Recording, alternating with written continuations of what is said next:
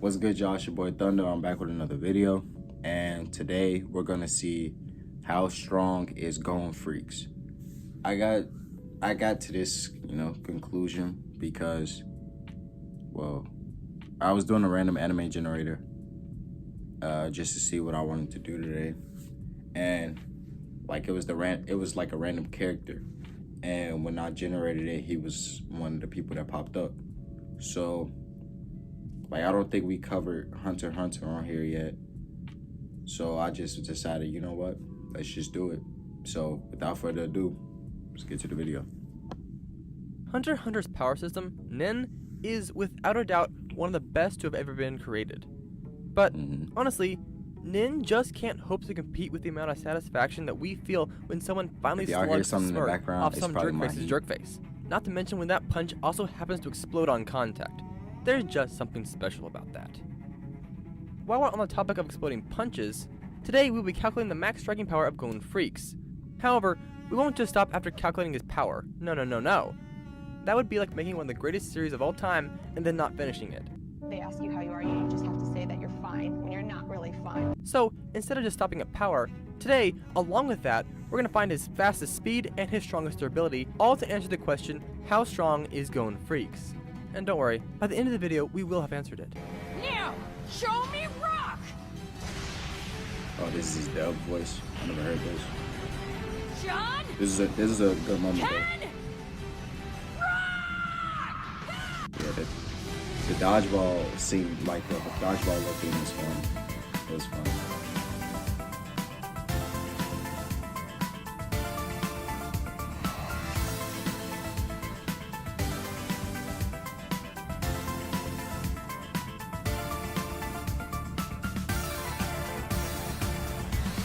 Right now. Hello Internet, Well, Jojo here, and welcome to Idea Shock. Now, I don't really have a good intro for this video, but I imagine that by the time you're watching this, my sanity will be mostly gone, and I'll probably be on the verge of kiloing over from exhaustion. Maybe I should eat some sugar and get some energy back. I think I saw the Oreos in the kitchen. I should probably karapika around the corner to see if anyone's already eaten them. Okay, that last one was just bad. Yeah. Cringy humor aside, let's get to what you're actually here for, to find out the full power of Going Freecs. And when I say full power, I'm talking full power, including this monster. So without any further ado, let's grab some feats and get to the meat and tomatoes of this video. By far, Gon's most powerful punch came from the Chimera Ant story arc, when Gon punched this owl chimera and claimed to have hit him across the island into another country. I made sure to knock you west! Go back to the NGL! For this first part of the calculation, we're going to treat this like a normal punch and take out Nin from the equation. Don't worry guys, it doesn't actually affect the final result at all, but it'll make it simpler. First, we will find the size of the island by comparing it to this continent here. Now, the planet that Hunter x Hunter takes place on is not Earth, or at least not the Earth we know of, but the land masses are practically identical to many nations of the real world. And this part looks like Africa. Africa is about 7,400 kilometers long. So, then comparing that to the Matillion Federation, and this island has a total length of 1,928 kilometers. This means that Gon punched the Chimera a minimum of 936,316 meters. Damn. With that distance and the angle of launch being about 40 degrees, we find this Chimera must have had an initial velocity of 3,053.49 meters per second. The initial velocity is a velocity before acceleration. This Chimera would cover this distance in about 400 seconds and would reach a max height of 196,000 meters, as well as forming a projectile arc that is about 1,975,000 meters long. For Gon to have hit this Chimera at an initial velocity of 3,050 meters per second, his short 12-year-old arm would have had to accelerate at about 18,341,262 meters per second squared. Wow. As to mass, we can find the Chimera's weight by comparing his height to Gon and then to the weight of a human in their prime. Doing this, we get a weight of around 147.7 kilograms. This means that for Gon to hit him at this speed, Gon must have generated exactly 296,257 tons of force. Those of you who have been around for a while know what's next. We're going to displace this. Taking the max height of the Chimera, 196,415 meters, we found that Gon punched him with 123.728 kilotons of TNT. However, that's just Gon's power as a kid. if we apply his massive Nin increase from his adult form, his power spikes dramatically. You see, Nin is a substance that can be... Y'all, that's a lot of TNT. I just have to think about that. Like, we talk about TNT like explosives. Like, I know he hit him hard, but like these calculations are just like, wow. Like, it's crazy. He hit that boy hard. So, and then he about to talk about the adult form, so you already know how that's about to go.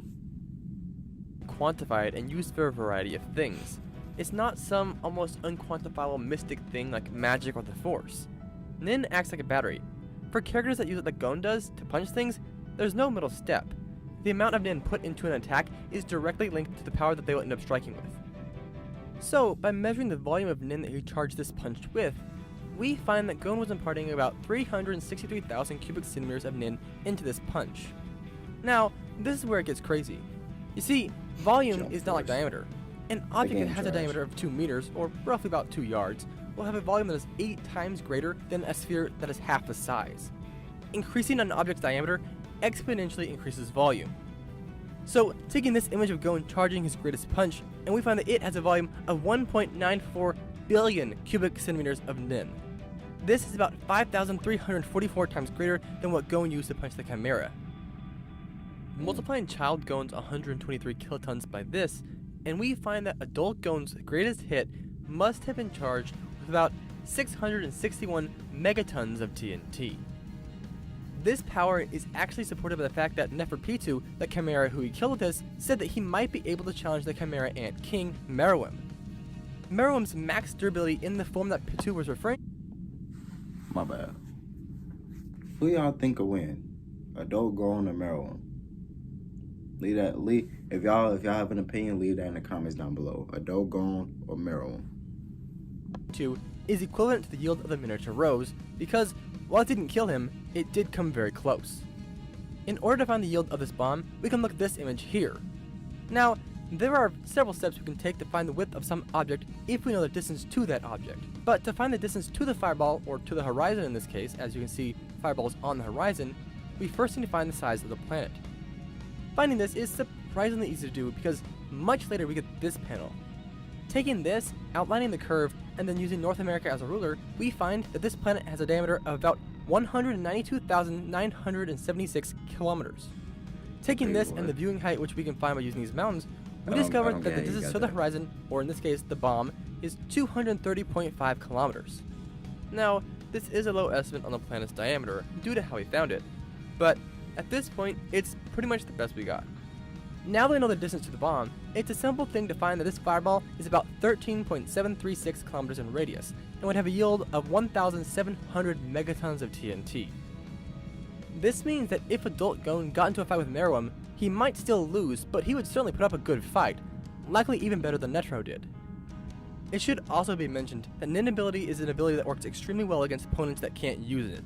Using Nin against someone who doesn't have it is likened to a person being naked in a snowstorm. Any opponent that Gon fights that does not have an ability like Nin is at a severe disadvantage despite any physical advantages they have, because they have no way of fighting against one of Gon's most used abilities. It allows the user to bypass any traditional defense to attack the individual directly. In fact, that's really where Hunter x Hunter character strength lies, in the intricate details of their ability. If you want a video talking about the combat properties of the different types of Nin, then feel free to leave a comment down below. It's something that crossed my mind, but I don't even know if you guys want it. He put Uber in the grave. That was a good fight. Okay, before we really get into talking about Gon's speed, just so you know, there's really no evidence to suggest that Gon has ever used Nin to make himself faster, so we won't be doing any sort of multiplication like we did for the punch, which is unlucky for us. It would make this much simpler. Speaking of simple, you know what's also simple? Subscribing to the channel. I mean, unlike Gon and his contract, subscribing is not going to end up killing you. Unless you are allergic to knowledge. In that case, make sure that you have an EpiPen handy when you watch my videos, and subscribe anyway. Also, make sure to like this video, but only if you actually like this video. If you're one of those people who are just indifferent to the video, stick to the end. You might not be indifferent to what I have to say then. Now, if you hate this video, then like it anyway. It costs you nothing to leave some positivity behind. And now back to Gon. Gon has many faster than eyesight feats, but they all tend to sit somewhere around the 10,000 mile per hour range.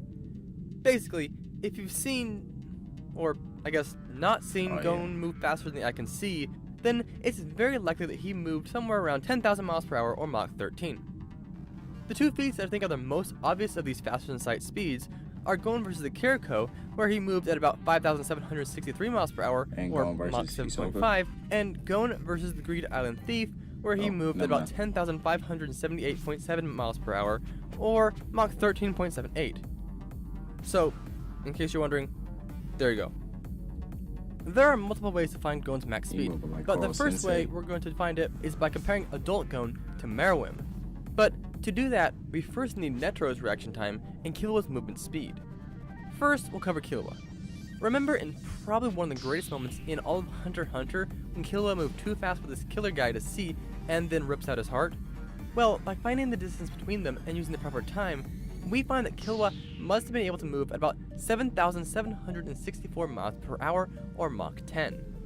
Now, looking when Gon and Killua played Netro in this ball game, we get this image. Assuming that Killua was moving at top speed, then we find that Netro had to have reacted and covered about 26.43 meters in about 0.46 milliseconds. Now, much later, Netro says that he's about half as strong as he was in his prime. However, after some training, we are led to assume that he regained this strength in order to fight Meruem.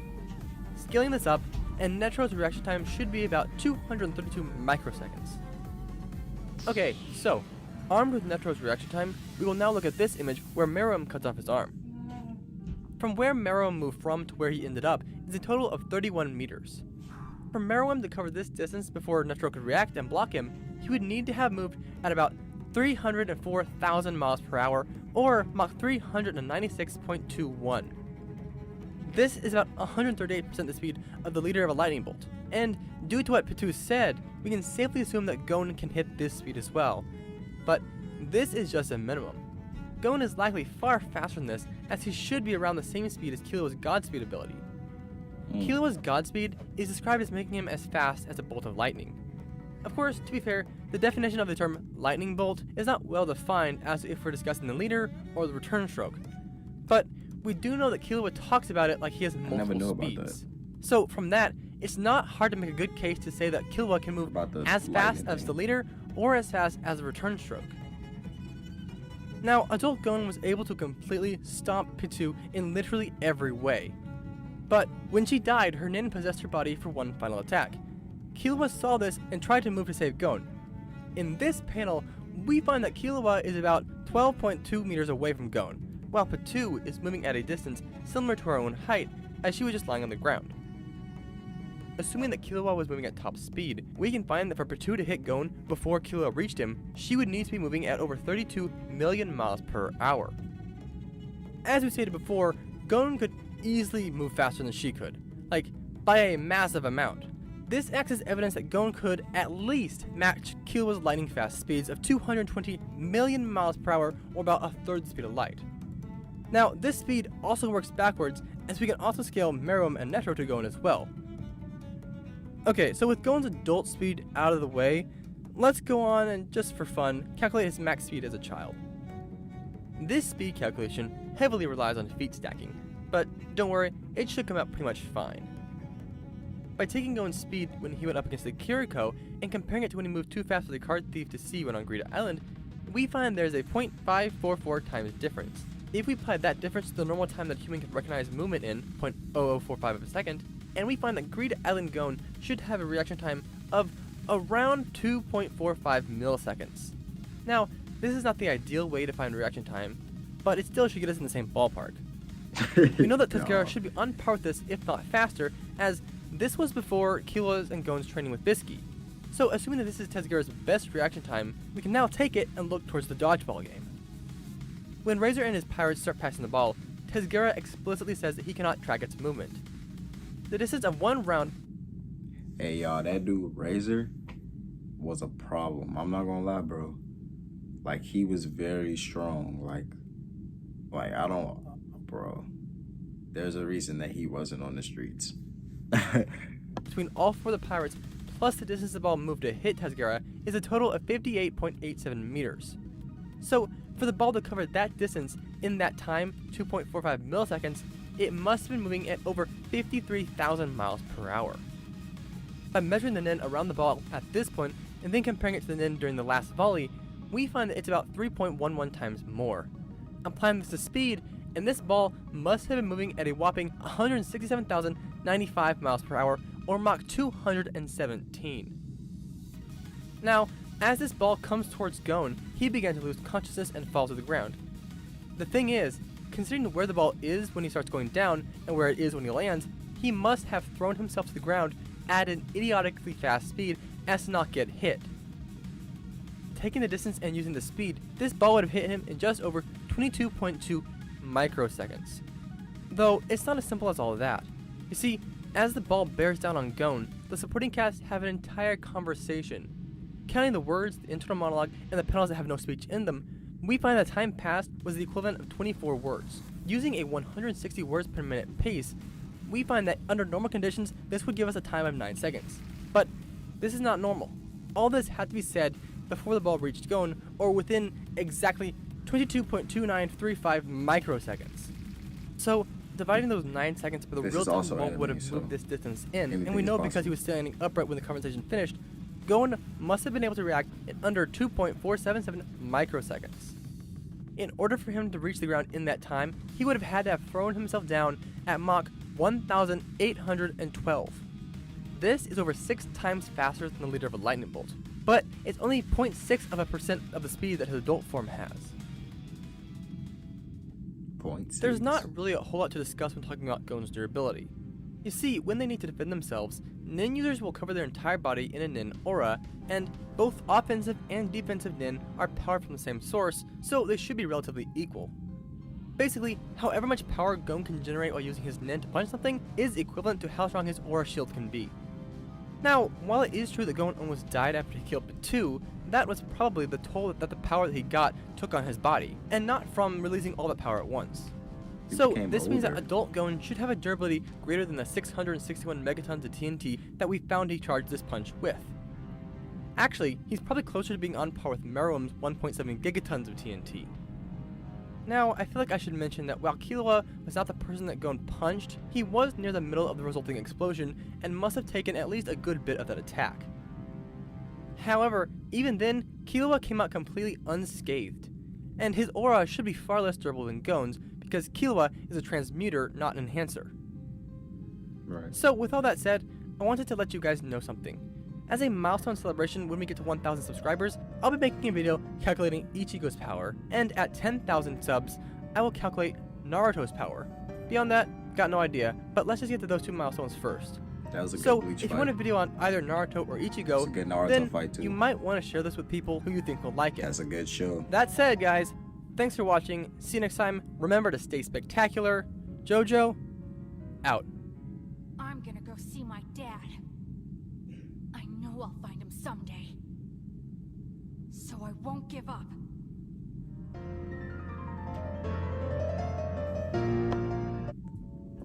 Alright, y'all, that's the end of the video, man. Shout out JoJo for the video. His link will be in the link to the original video will be in the description. And make sure y'all like and subscribe. It's your boy Thunderman. I'm out. Peace.